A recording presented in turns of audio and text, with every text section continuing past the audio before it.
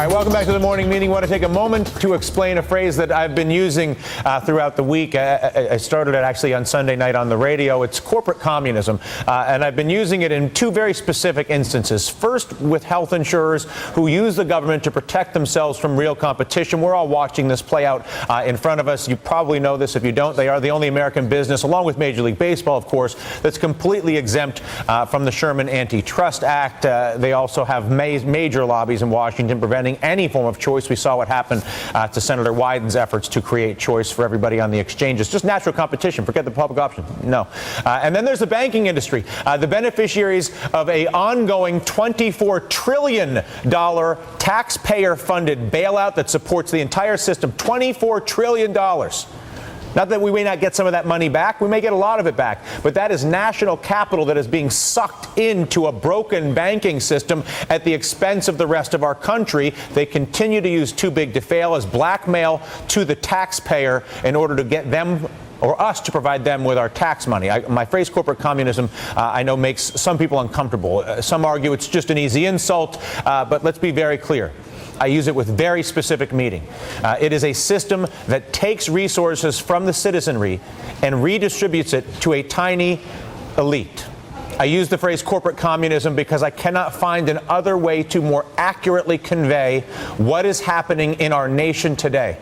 That a handful of weak, uncompetitive, outdated companies and industries are purchasing control of the American political system in order to stay in business using their cronyism. It is coming at the direct expense of the rest of us in this nation and is a total betrayal of everything that represents America. Let's bring in Mark Ames, editor of ExiledOnline.com. His latest column, America's Dead Souls, 8 Reasons to Hate Our Billionaire Bolsheviks. Mark, particularly interesting because you spent, 10 years in Russia, 8 years in Russia, watching their economic system make its transition. Very briefly, because we have a lot of ground to cover, why is communism as an economic model, meaning a model where there is no competition, there is no choice, laziness and weakness is rewarded through, again, either the use of character assassination or intellectual property theft, whatever it may be, to reward yourself at the expense. Why is that a problem? Well, I mean, first of all, you have an economy that creates things that nobody wants or needs, but the economy sucks, all of the resources out for these things nobody needs. For example, Volga cars. They're still being produced even today, which chokes off any innovation in the rest of the Russian economy. So now they have to import everything. That's the problem here. I mean, to paraphrase Orwell, what we're getting here is all men are created equal, but a handful of men are created $24 trillion more equal than the rest of us. And the problem is it's going to turn this country into a second-rate country. And unless we get back to our values again, we're going to turn into something more like what Russia saw, which is this kind of small handful of billionaires and oligarchs and elite sucking off and parasiting off the rest of the country. And just soaking it for all it's worth and looking for all it's worth. You wrote about a couple of the most notable parasites. United Healthcare CEO Bill McGuire bonused him. They say healthcare is not profitable, not for some people, but certainly for Bill. Maybe not for shareholders sometimes. But Bill made $125 million as a bonus. Sounds like a lot of money, except for the fact that he also bonused himself more than $1 billion personally running a health insurance company in stock options. Yeah, on the one hand, you have 45,000 Americans dying a year from lack of health insurance, and on the other hand, you have this guy, on top of it, he backdated his stock options. Which basically means rigging the stock options so that they're guaranteed to be worth money. That's what the whole basis of corporate communism is, though, right? Is rigging the system so that you always win, you always take everything for yourself, and there's never enough for the rest of the people, and there's never enough, frankly, for the rest of the economy. I mean, I would think that the whole American economy is not health insurance and the finance industry. There are a lot of other parts that are actually much more productive and innovative. And are forced to compete tooth and nail to survive from one day to the next. Yeah, well, the problem is I don't think, for example, Silicon Valley, I don't think they're quite as, they don't have their tentacles in the government in Washington, quite as deeply and on such just a dark, horrible level, manipulative level as the finance industry and health industry. So they're getting choked off. And we may may not have the world's best high-tech industry in 5 or 10 years because there's not going to be any resources for it. And there's no capital. You talk to venture capitalists, there's not money to invest. All these things are happening as we watch this happen. There's a finite amount of money in any economy. All right. Well, unless you can print lots of it. Well, I've noticed a recurring theme here at the morning meeting, and it goes back, in fact, to when I first saw our government give all of our taxpayer money to our financial institutions and never exacted a single term.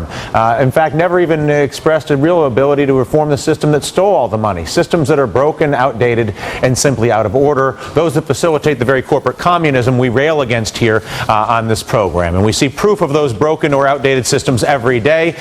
For instance, just today, or I guess it was a couple days ago here, the Obama administration okayed a $10.5 million pay package, $10 million a year for the CEO of AIG.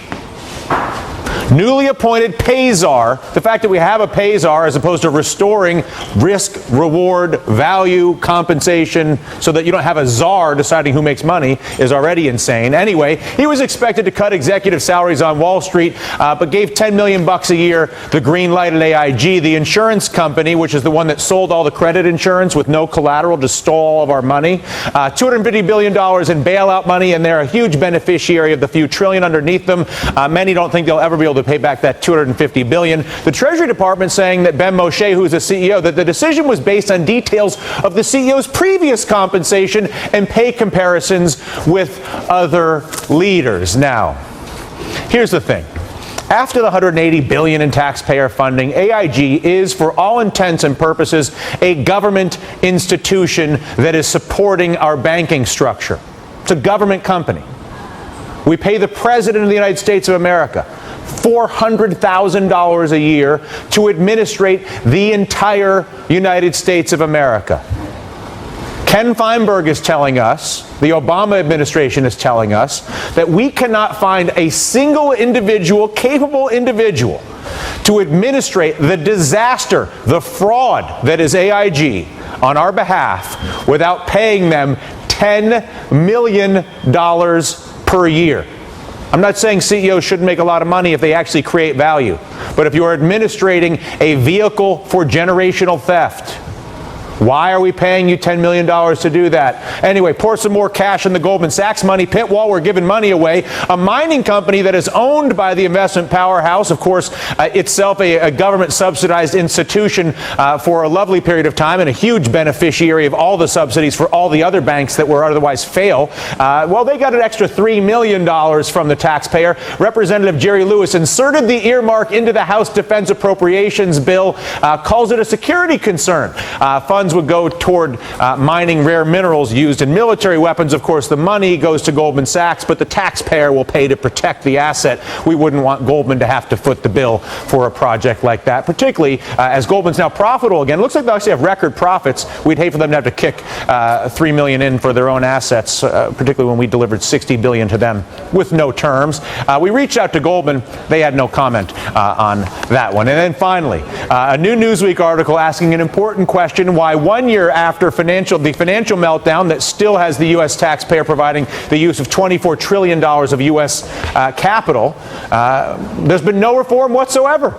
Former federal regulator William Black, quoted in the article, notes that there were more than 1,000 convictions after the 1980s savings and loan crisis, when effectively a scam not of this scale, but a similar scam was run.